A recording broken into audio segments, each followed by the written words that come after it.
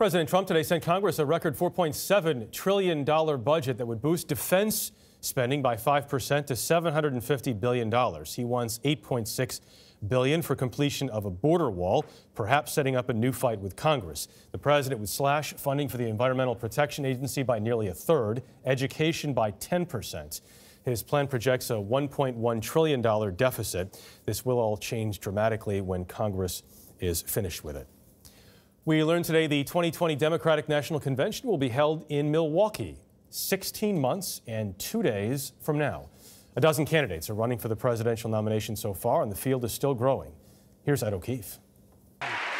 Former Vice President Joe Biden is likely to join the race for president, according to the man who replaced him in the Senate, Delaware Democrat Chris Coons. He's someone who I am confident is going to run. I'm optimistic he's going to run. We're in the final stages of that decision. Even before he takes the plunge, Biden is leading the 2020 Democratic field in Iowa. 27% of likely Democratic caucus goers would pick him first, following close behind Vermont Senator and former 2016 presidential candidate Bernie Sanders. But it's the man in fourth place in the Iowa poll that Republicans are worried about.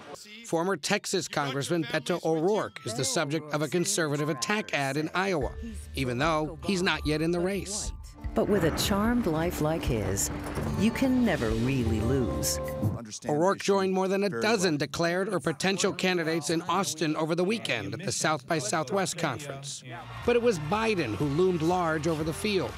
Democrats welcomed him to the fray, but are focused on their own bid.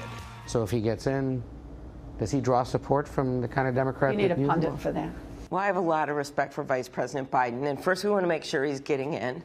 But I can only address my own merits. Another of the hopefuls, Kirsten Gillibrand, faces a new distraction with reports that a campaign aide resigned last year in protest of how the senator's office handled claims of sexual harassment. This investigation was thorough and professional, and the allegations were taken seriously from the very first day. Remember, it's early and things change. Back at this point in 2007, Republican Rudy Giuliani and Democrat Hillary Clinton were leading their PACs, but neither got their party's nomination. Jeff? Okay, Ed O'Keefe, thank you very much.